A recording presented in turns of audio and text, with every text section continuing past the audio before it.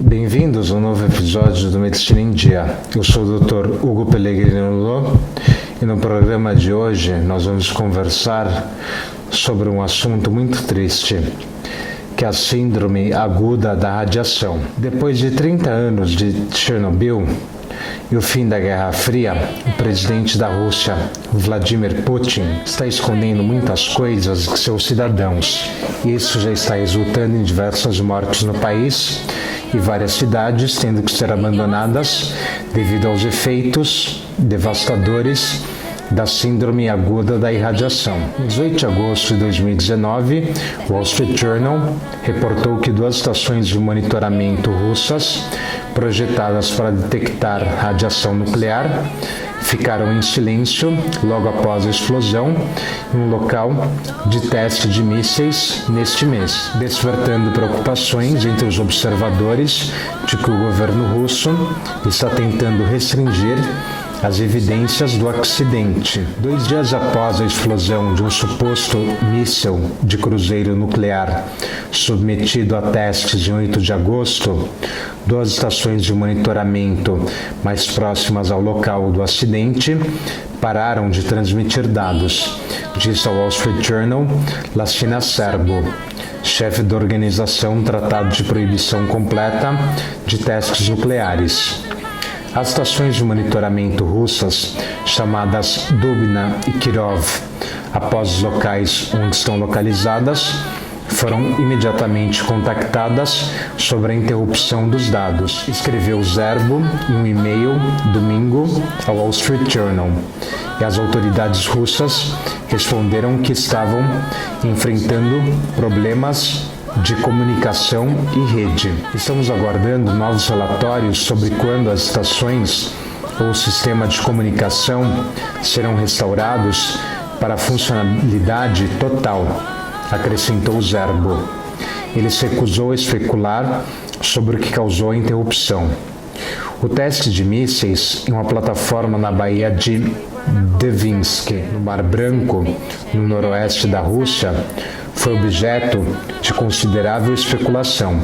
O presidente norte-americano Donald Trump disse que envolveu um míssil de cruzeiro avançado movido a energia nuclear, que foi apelidado de Skyfall pela Organização Tratado do Atlântico Norte, e que a Rússia chama de Burevestnik. As estações de monitoramento tripuladas fazem parte de uma rede internacional de centenas de estações criadas para verificar a conformidade com o Tratado de Proibição Completa de Testes Nucleares, que proíbe globalmente os testes de armas nucleares. As nações participantes são responsáveis pela administração das estações.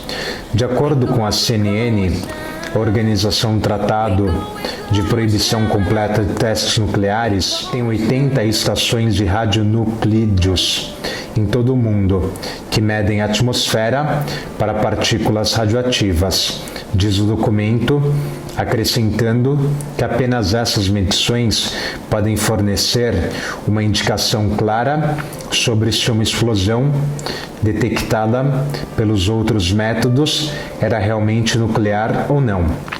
As autoridades americanas acreditam que a explosão mortal foi causada durante os testes do míssil russo SSC-X9, que a OTAN designou com o codinome Skyfall.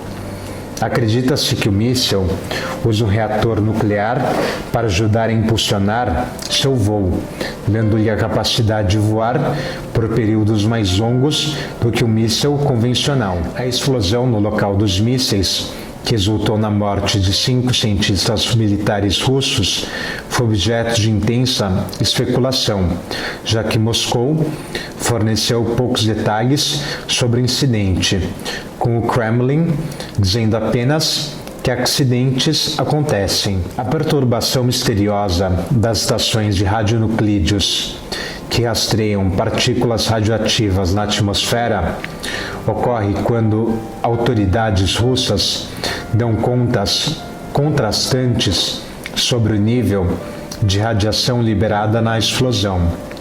As autoridades locais relataram um breve aumento na radiação após o incidente, mas o Ministério da Defesa da Rússia disse que os níveis de radiação estavam normais.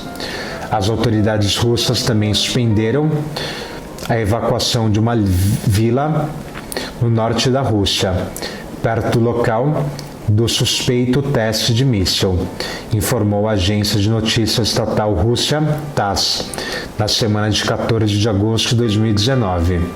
Na mesma semana, a autoridade norueguesa de radiação e segurança nuclear disse que pequenas quantidades de iodo radioativo foram detectadas em uma estação de filtro de ar, uma semana após a explosão, envolta em mistério. Mais recentemente, de acordo com a agência de notícias Reuters, a primeira usina nuclear flutuante da Rússia partiu na sexta-feira, 23 de agosto de 2019, do porto ártico de Murmansk, para fornecer energia a uma das regiões mais remotas do país, provocando preocupações ambientais. Desenvolvida pela empresa nuclear estatal russa Rosatom, a usina conhecida como Akademik Lomonosov partiu em uma viagem de 5.000 quilômetros pelas águas do Ártico para alcançar a região de Chukotka, que fica do outro lado do Estreito de Bering, no Alasca. A usina, carregada com combustível nuclear, substituirá uma usina a carvão e uma usina nuclear que abastecem a mais de 50.000 pessoas com eletricidade na cidade de Pevek. A empresa Rosatom diz que a usina é segura e pode servir como uma nova fonte de energia para as comunidades mais isoladas do planeta, mas ambientalistas manifestaram preocupação com o risco do acidente nuclear. O Greenpeace chamou de Titanic nuclear. Acreditamos que uma usina nuclear flutuante é uma maneira excessivamente arriscada e dispendiosa de obter energia, disse Rashid Alimov, do Greenpeace Rússia, agência Reuters. Ele acrescentou que a unidade não foi construída com o objetivo de atender às necessidades de energia da região de Chukotka, mas para servir como modelo para potenciais compradores estrangeiros. Solicitado a comentar a declaração do Greenpeace, a empresa Rosatom disse: em vez de ver o Akademik Lomonosov como uma oportunidade para suprimento de energia limpos, verde e estáveis em condições adversas e remotas, ela assusta os consumidores. A empresa Rosatom disse que a planta foi capaz de suportar com segurança um espectro completo de cenários negativos, incluindo desastres naturais e causados pelo homem. Sergei Ivanov, representante especial do presidente russo para questões ambientais e de transportes, diz que a usina foi visitada por especialistas da Agência Internacional de Energia Atômica durante sua construção. Ele disse que não houve uma única observação ou preocupação expressa sobre sua segurança ecológica em uma cerimônia para marcar o lançamento da usina. A viagem da usina nuclear ocorre em um momento de maior preocupação com a energia nuclear. Logo após a explosão mortal neste mês no norte da Rússia, durante um teste do sistema de armas que causou um aumento nos níveis da radiação numa cidade próxima. Obviamente, tais fontes de energia não são seguras, visto o que ocorreu na cidade de Chernobyl, na Rússia, que foi um acidente nuclear catastrófico ocorrido entre 25 e 26 de abril de 1986 no reator nuclear número 4 da usina nuclear de Chernobyl, perto da cidade de Pripyat, no norte da Ucrânia soviética, próximo da fronteira com a Bielorrússia soviética.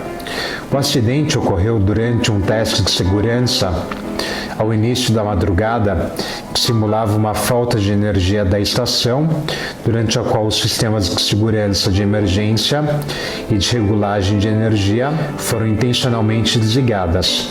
Uma combinação de falhas inerentes no projeto do reator, bem como dos operadores dos reatores, que organizaram o núcleo de uma maneira contrária à lista de verificação para o teste, resultou em condições de reação descontroladas. A água superaquecida foi instantaneamente transformada em vapor, causando uma explosão de vapor destrutiva e um subsequente incêndio que jogou o grafite ao ar livre e produziu correntes ascendentes consideráveis por cerca de 9 dias. O fogo foi finalmente contido em 4 de maio de 1986. As plumas de produtos de fissão lançadas na atmosfera pelo incêndio precipitaram-se sobre partes da União Soviética e da Europa Ocidental. O inventário radioativo, estimado que foi liberado durante a fase mais quente do incêndio, foi aproximadamente igual em magnitude aos produtos de fissão aerotransportados liberados na explosão inicial. O número total de vítimas, incluindo os mortos devido ao desastre, continua a ser uma questão controversa e disputada.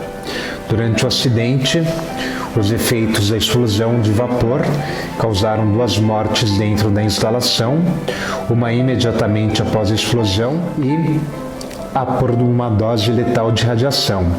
Nos próximos dias e semanas, 134 militares foram hospitalizadas com síndrome aguda da radiação, dos quais 28 bombeiros e funcionários morreram em meses. Além disso, cerca de 14 mortes por câncer induzido por radiação entre esse grupo de 134 sobreviventes ocorreram nos 10 anos seguintes. Entre a população em geral, um excedente de 15 mortes infantis por câncer de tireoide foi documentado em 2011. Infelizmente, levará muito mais tempo e pesquisa para determinar definitivamente o risco relativo elevado de câncer entre os funcionários sobreviventes, aqueles que foram hospitalizados inicialmente com síndrome aguda da radiação e a população em geral. Entretanto, a síndrome aguda da radiação é mais comum do que se imagina e não é resultado somente de desastres como o de Chernobyl. O que é a síndrome aguda da radiação? Lesões provocadas pela radiação são danos a tecidos causados por exposição à radiação ionizante. Grandes doses de radiação ionizante podem causar doença aguda, reduzindo a produção de células sanguíneas, danificando o trato digestivo. Uma dose muito grande de radiação ionizante também pode danificar o coração e os vasos sanguíneos, ou seja, o sistema cardiovascular, o cérebro e a pele. As lesões provocadas por radiação, devido a doses grandes e muito grandes, são designadas reação do tecido. A dose necessária para causar lesão visível do tecido varia com o tipo do tecido. A radiação ionizante pode aumentar o risco de câncer, a exposição de espermatozoides e óvulos. A radiação traz um pequeno aumento do risco de defeitos genéticos nos descendentes. Os médicos retiram a maior quantidade possível de material radioativo externo e interno, ou seja, material que foi inalado ou ingerido, e tratam os sintomas e as complicações da lesão por radiação. Geralmente, o termo radiação ionizante refere-se a ondas eletromagnéticas de energia elevada, ou seja, raios X e raios gamas, e partículas, ou seja, partículas alfa, beta e nêutrons, que são capazes de capturar elétrons de átomos. o que causa ionização. A ionização altera as propriedades químicas dos átomos afetados e de quaisquer moléculas que contenham esses átomos. Ao alterar as moléculas no ambiente altamente organizado da célula, a radiação ionizante pode afetar e danificar células. O dano celular pode causar doença, aumentar o risco de desenvolver câncer ou ambos. Medição da radiação. A quantidade de radiação é medida em várias unidades diferentes. O Röntgen é uma medida de capacidade ionizante da radiação, é comumente usada para expressar a intensidade da exposição à radiação. O nível de radiação ao qual as pessoas são expostas e quanto se deposita em seu corpo pode ser diferente. O Gray e o Sievert são medidas de dose da radiação, que é a quantidade de radiação depositada na matéria, e são unidades usadas para medir a dose em humanos após exposição à radiação. O Gray e o Sievert são semelhantes, à exceção de que o Sievert se pode considerar a eficácia dos diferentes tipos de radiação em causar danos e a sensibilidade dos diferentes tecidos do corpo à radiação. Níveis de doses baixos são medidos em micrograys. Radiação ionizante emitida por substâncias radioativas, ou seja, radioisótopos, como o urânio, o rádio e o plutônio, mas pode ser igualmente produzida por dispositivos, como aparelhos de raios-x e de radioterapia. Contaminação versus irradiação. A dose de radiação de uma pessoa pode ser aumentada de duas formas: contaminação e irradiação. Muitos acidentes por radiação mais significativos expuseram as pessoas a ambos. Contaminação é o contato e a retenção de um material radioativo, geralmente como um pó ou um líquido. A contaminação externa é a que está na pele ou roupa, da qual pode cair ou ser raspada, contaminando outras pessoas e objetos. A contaminação interna consiste em material radioativo depositado no corpo, que pode entrar por ingestão, inalação ou através de cortes na pele. Uma vez no corpo, material radioativo pode ser transportado para vários locais, tais como a medula óssea, onde continua a emitir radiação, aumentando a dose até ser removida ou emitir toda a sua energia, ou seja, desintegração. A contaminação interna é mais difícil de remover do que a contaminação externa. A irradiação consiste na exposição à radiação, mas não a material radioativo, ou seja, não há contaminação. O exemplo comum é a radiografia diagnóstica, usada, por exemplo, para avaliar um osso fraturado. A exposição à radiação pode ocorrer sem contato direto entre as pessoas e a fonte de radiação, como material radioativo, um aparelho de raio-x. Quando a fonte de radiação é removida ou desligada, a irradiação termina. As pessoas que são irradiadas, mas não contaminadas, não são radiativas, ou seja, elas não emitem radiação e sua dose dessa fonte de radiação não continua aumentando. Radiação criada pelo homem. A exposição da maioria das pessoas a fontes de radiação fabricada envolve exames de diagnóstico por imagem, particularmente tomografia computadorizada e exames cardíacos de medicina nuclear. As pessoas que recebem tratamento de radiação para o câncer podem receber doses muito elevadas de radiação.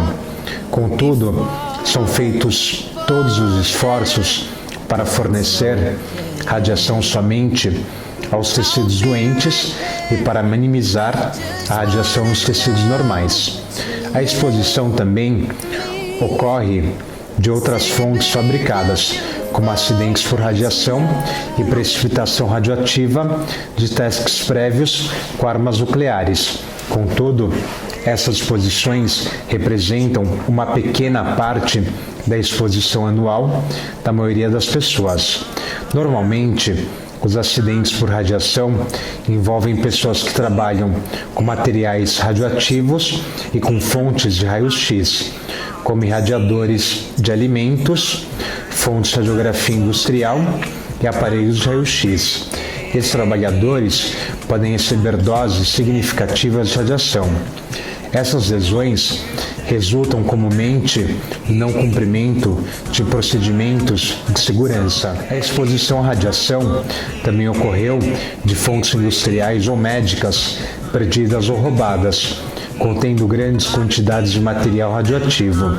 Também ocorreram lesões provocadas por radiação em pacientes que receberam radioterapia e certos procedimentos médicos guiados por feixes de raio-x pulsados que mostra uma imagem radiográfica em movimento em uma tela, como por exemplo a fluoroscopia. Algumas dessas lesões em pacientes resultam de acidentes ou uso impróprio, porém, às vezes, em casos mais complexos, o uso adequado desses procedimentos pode causar complicações e reações de tecidos inevitáveis induzidas por radiação. Efeitos da radiação.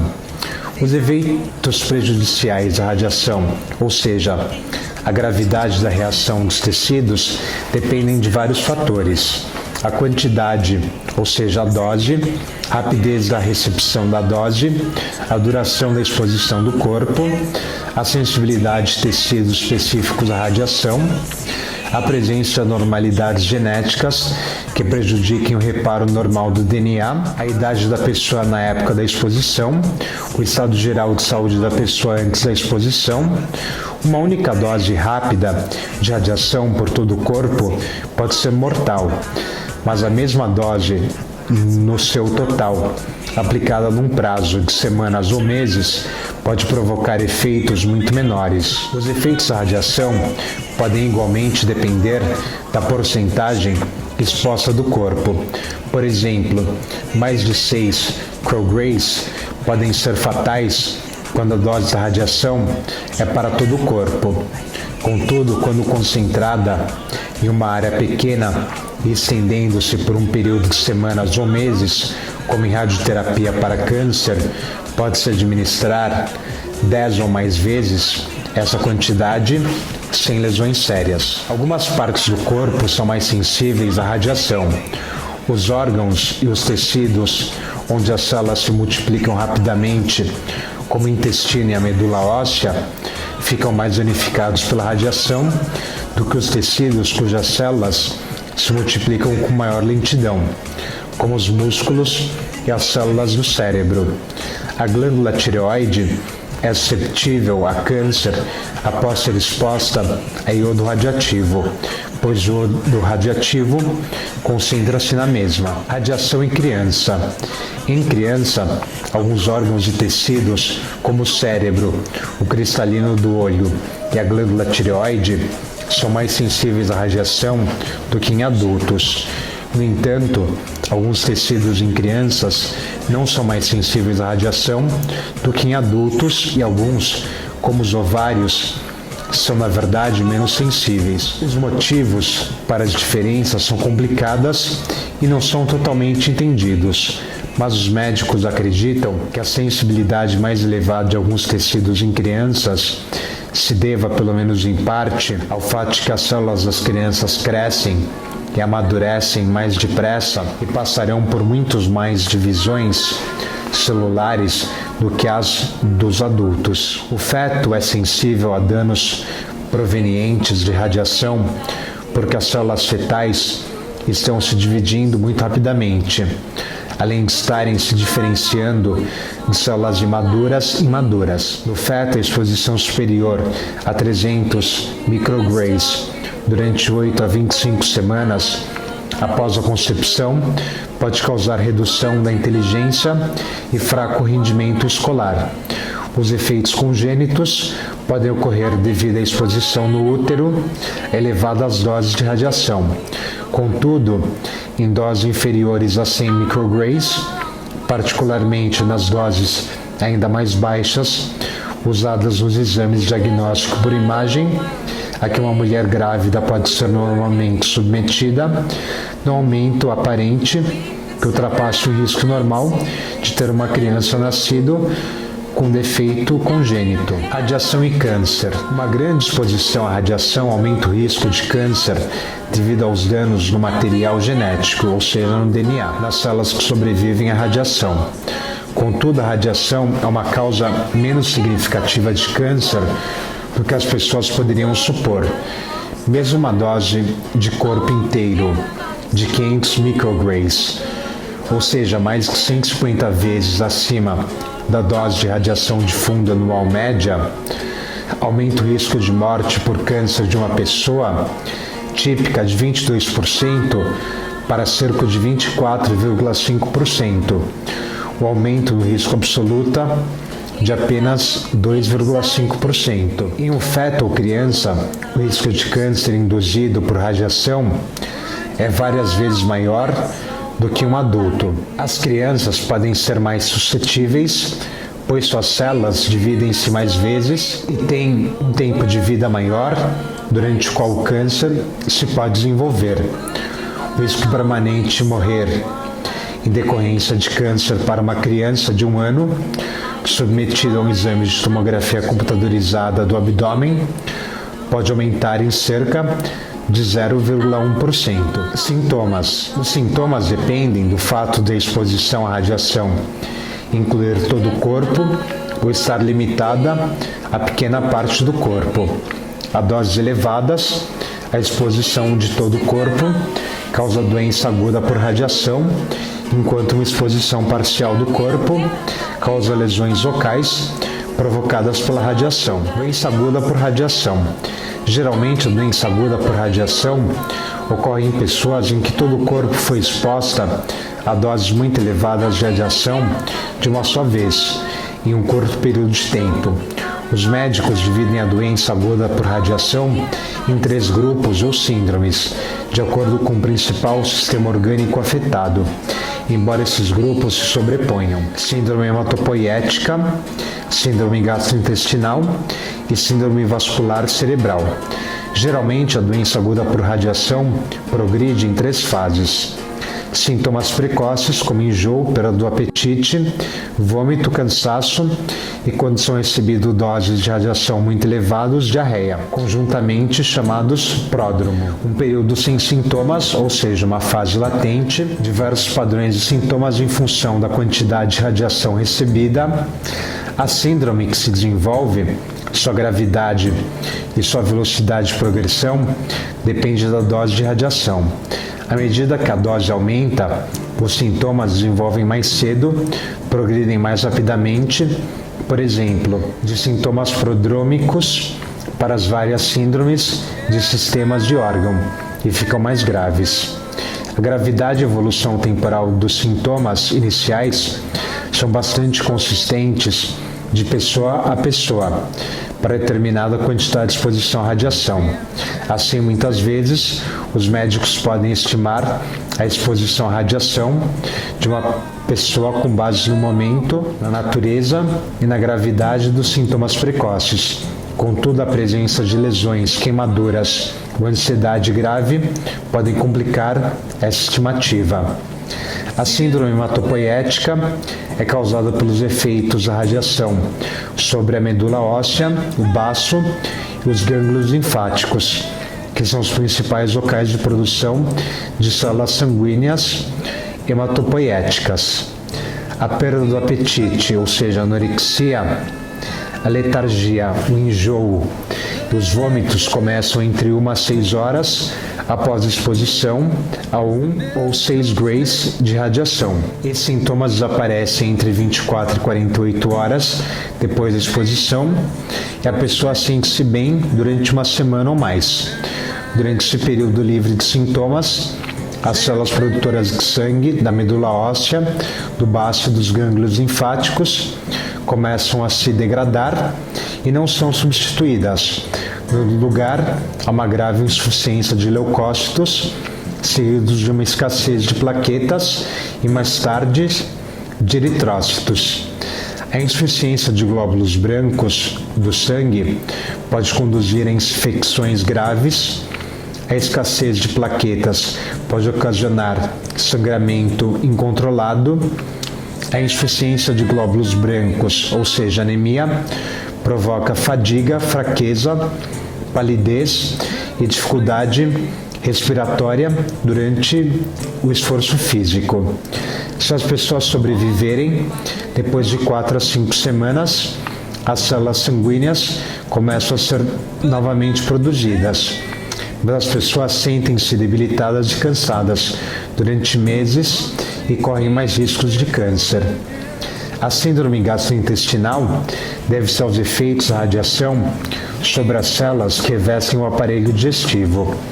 Os enjoos graves, os vômitos e a diarreia podem começar em menos de 1 hora depois da exposição a 6 grays ou mais de radiação. Os sintomas podem levar a uma desidratação grave, mas desaparecem ao fim de 2 dias.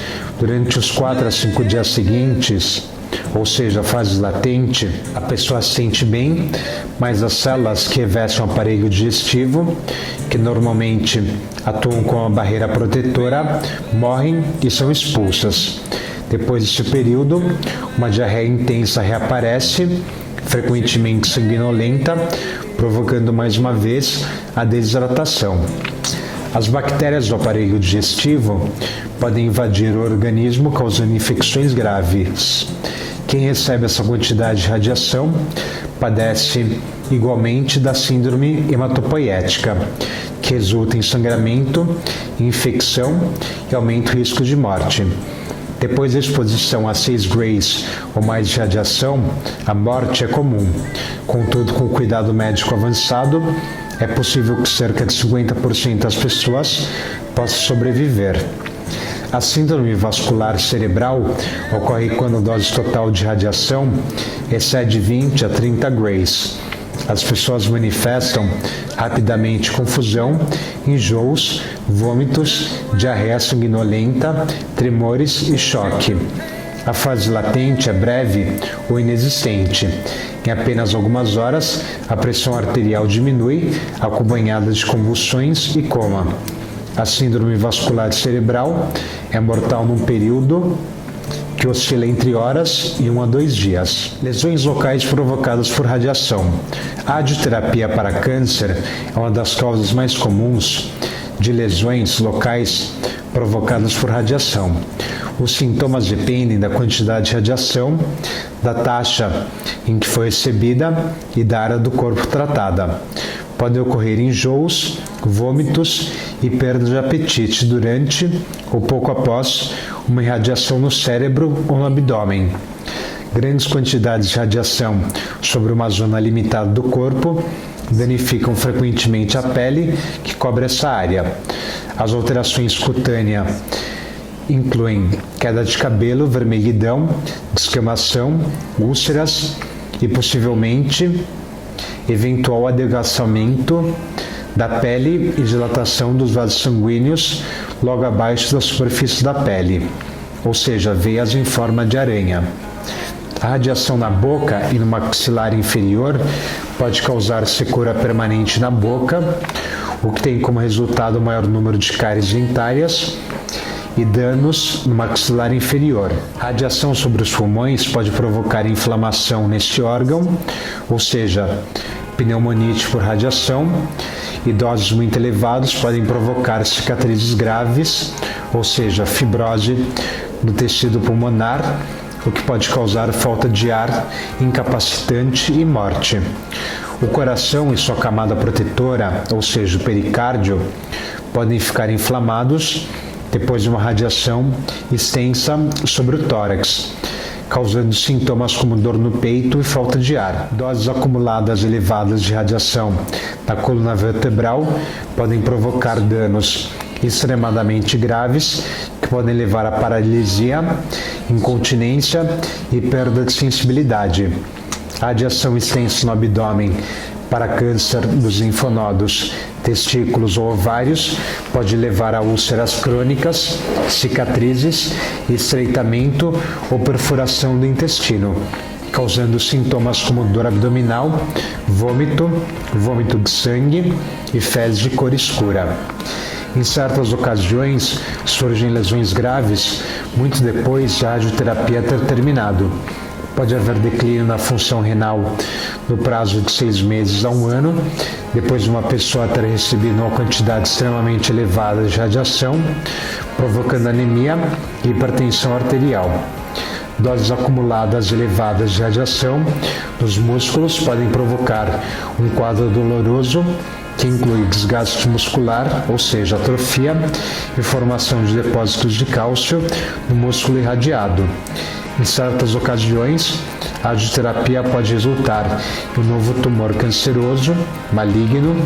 Esses cânceres induzidos por radiação surgem 10 anos ou mais depois da exposição. Diagnóstico: os sintomas, a gravidade dos sintomas e o tempo até o surgimento dos sintomas após exposição à radiação, a contagem dos linfócitos para determinar a gravidade da exposição.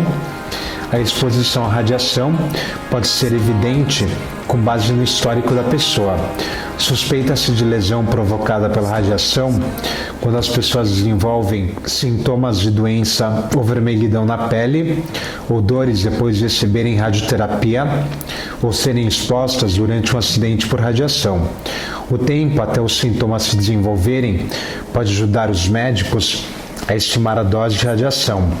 Não existem testes específicos para diagnosticar a exposição à radiação, embora possam ser efetuados determinados exames para detectar infecções, uma diminuição no número de células sanguíneas ou mau funcionamento de certo órgão. Para determinar a gravidade de uma exposição à radiação, mede-se o número de linfócitos, que é um tipo de glóbulo branco no sangue. Geralmente, quanto menor for o número de linfócitos nas 48 horas após a exposição, pior terá sido a exposição à radiação. A contaminação radioativa, ao contrário da irradiação, muitas vezes pode ser determinada por meio de uma inspeção do corpo da pessoa com o contador Geiger-Müller, um aparelho que detecta a radiação. É igualmente efetuado um controle dos sinais de radioatividade a partir da coleta de secreções do nariz, da garganta e de qualquer lesões. Os sintomas precoces da doença aguda por radiação, enjoo, vômitos e tremores também podem ser causados pela ansiedade. Como a ansiedade é comum após incidentes terroristas e nucleares, as pessoas não devem entrar em pânico quando esses sintomas se desenvolverem. Particularmente, se a quantidade de exposição à radiação for desconhecida e pode ter sido pequena. Prevenção. Após uma contaminação ambiental de alto nível de disseminação de um acidente de uma central de energia nuclear ou a liberação intencional de material radioativo, as pessoas devem seguir o conselho dos funcionários de saúde pública. Essa informação são normalmente transmitidas na televisão e por rádio. O conselho pode ser para as pessoas evacuarem a área contaminada ou protegerem-se onde estiverem. Recomendação de evacuação ou abrigo depende de muitos fatores, incluindo o tempo decorrido desde a liberação inicial, se a liberação parou, condições climáticas, disponibilidade de abrigos adequados e condições rodoviárias e de tráfego. Se for recomendado abrigo, um abrigo em concreto ou estrutura metálica, particularmente um abaixo do solo, como em uma cave, é a melhor opção. O meio caminho entre as partes superiores e inferior de um edifício alto, perto do centro, afastado de janelas, é a melhor opção quando não estiver disponível um abrigo abaixo do solo. É recomendado trocar de roupa e tomar banho se as pessoas suspeitaram que possam ter sido contaminadas com material radioativo. As pessoas podem obter comprimidos de iodeto de potássio nas farmácias locais e algumas agências de saúde pública. Contudo, o iodeto de potássio somente é útil se estiver sendo liberado iodo radioativo. Ele não protege contra outros materiais radioativos. As pessoas com sensibilidade a iodo e certas condições de tireoide devem evitar iodeto de potássio. Se deve consultar um médico se suspeitar de sensibilidade ao iodo. Durante procedimentos diagnósticos por imagem que envolvem radiação ionizante, especialmente durante radioterapia para câncer, a qual envolve doses elevadas às partes mais sensíveis do corpo, tais como o cristalino dos olhos, as mamas femininas, os ovários ou testículos e a glândula tireoide, são protegidas sempre que possível, por exemplo, usando revestimento de chumbo. Prognóstico. O resultado depende da dose da radiação, da velocidade da dose, ou seja, quão rapidamente a exposição ocorreu, e das partes do corpo afetada. Outros fatores incluem o estado de saúde das pessoas que recebem cuidados médicos. Em geral, sem cuidados médicos, metade de todas as pessoas que recebem mais de 3 grays de radiação em todo o corpo de uma só vez morrem. Quase todas as pessoas que recebem mais de 8 grays morrem. Quase todas as pessoas que recebem menos de 2 grays se recuperam completamente em um mês, embora possam ocorrer complicações a longo prazo como câncer. Com cuidados médicos, cerca da metade das pessoas sobreviveram a 6 grays de radiação em todo o corpo. Algumas pessoas sobreviveram a doses de até 10 grays. Como é improvável que os médicos conheçam a quantidade de radiação que uma pessoa recebeu, prevêem o diagnóstico através de sintomas que a pessoa apresenta. A síndrome vascular cerebral é mortal num período que oscila entre horas e poucos dias. A síndrome gastrointestinal é em geral mortal entre 3 a 10 dias, embora algumas pessoas sobrevivam durante algumas semanas. Muitas pessoas que recebam cuidados médicos adequados sobrevivem à síndrome hematopoética, dependendo da dose de radiação e de seu estado de saúde. Aquelas que não sobrevivem geralmente evoluem a óbito entre 4 a 8 semanas depois da exposição. Tratamento. Em primeiro lugar, tratamento de feridas graves que ameaçam a vida. Descontaminação de feridas da pele e do cabelo, tratamento da contaminação interna, às vezes medidas específicas para determinar radionuclídeos, tratamento do sistema imunológico comprometido, cuidado de apoio. Lesões físicas sérias são tratadas antes do tratamento da irradiação, pois elas representam um risco à vida mais imediata. A irradiação não possui um tratamento de emergência, mas a pessoa pode ser cuidadosamente controlada em relação ao aparecimento das diversas síndromes e os sintomas podem ser tratados à medida que surgem. A contaminação deve ser rapidamente removida para impedir que o material radioativo continue a irradiar a pessoa e para evitar que o material radioativo seja absorvido pelo corpo. As feridas contaminadas são tratadas antes da pele contaminada. Os médicos descontaminam feridas lavando-as com uma solução de água e sal e limpando-as com uma esponja cirúrgica. Depois da descontaminação, as feridas são cobertas para prevenir novas infecções, enquanto os outros locais são lavados. A pele contaminada deve ser suavemente esfregada com grandes quantidades de água morna, ou seja, não quente, e sabão. As pregas de pele e as unhas precisam de atenção especial. Os produtos químicos fortes, escovas ou fricção que possam fragilizar a pele devem ser evitados. Se não for possível descontaminar o pelo com água e sabão, é preferível cortá-lo com tesouras do que barbear. Ao barbear, pode-se cortar a pele e permitir a entrada de contaminação no corpo. A descontaminação da pele e da ferida deve continuar até que o contador Geiger-Müller mostre que já não há radioatividade ou que é praticamente inexistente. até a lavagem não reduzir substancialmente a quantidade de radioatividade medida, ou até a limpeza colocar a pele em perigo. As queimaduras devem ser suavemente lavadas, mas não esfregadas. Certas medidas podem diminuir a contaminação interna. Se a pessoa tiver ingerido recentemente uma quantidade significativa de material radioativo, pode-se induzir o vômito. Alguns materiais radioativos têm tratamentos químicos específicos que podem reduzir sua absorção, depois de serem ingeridos ou ajudar a acelerar sua remoção do corpo. O iodeto de potássio, se administrado pouco antes ou logo após da contaminação interna com iodo radioativo, impede de forma muito eficaz a absorção do iodo radioativo pela glândula tireoide, reduzindo assim o risco de câncer de tireoide e lesões da tireoide. O iodeto de potássio é somente eficaz para iodo radioativo, não para outros elementos radioativos.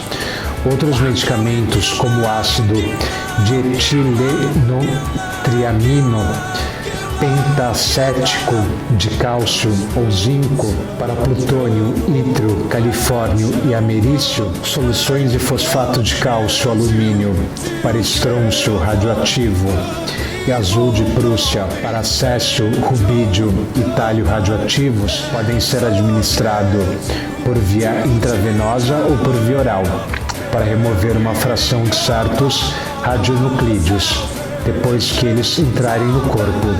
Contudo, exceto relativamente ao iodeto de potássio, que é muito eficaz, os medicamentos administrados para reduzir a contaminação interna reduzem-se em somente 25% a 75%. O enjoo e os vômitos podem ser reduzidos tomando medicamentos para prevenir o vômito, ou seja, antieméticos. Esses medicamentos são administrados rotineiramente a pessoas sujeitas à radioterapia ou quimioterapia. A desidratação por asciclosoros administrados por via intravenosa. As pessoas com síndrome gastrointestinal hematopoética são mantidas isoladas para minimizar seu contato com micro-organismos infecciosos. Para aumentar o número de células sanguíneas, são realizadas transfusões de sangue e administradas injeções de fatores de crescimento, como a eritropoetina e o fator estimulador de colônias, que estimulam a produção do sangue. Esse tratamento ajuda a reduzir o sangramento e anemia e ajuda a combater infecções. Se a medula óssea for gravemente danificada, esses fatores de crescimento são ineficazes e às vezes é feito um transplante de células-tronco hematopoéticas.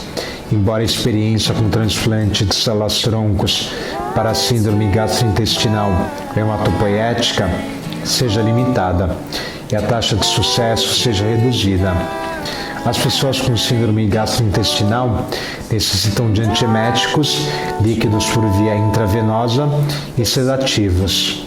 Algumas pessoas conseguem ingerir líquidos, são administrados antibióticos por via oral para eliminar bactérias do intestino que podem invadir o organismo.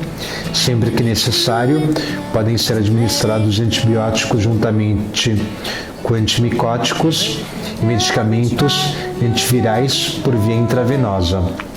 O tratamento para a síndrome vascular cerebral visa proporcionar bem-estar, aliviando a dor, a ansiedade e as dificuldades respiratórias.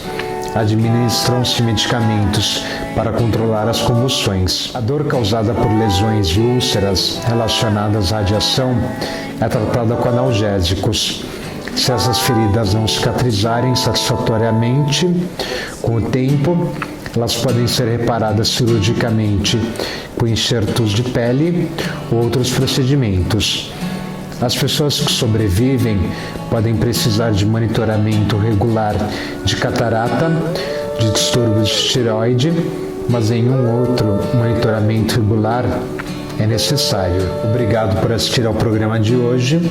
Eu sou o Dr. Hugo Pellegrino Lô.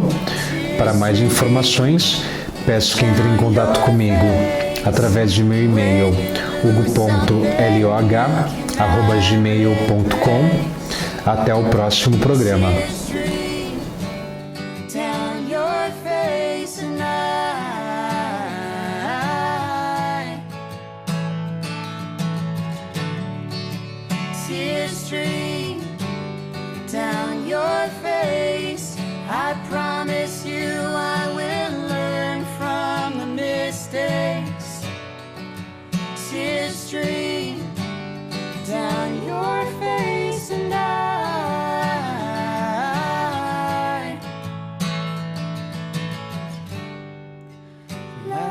Will guide you home and ignite your bones, and I will try to fix you.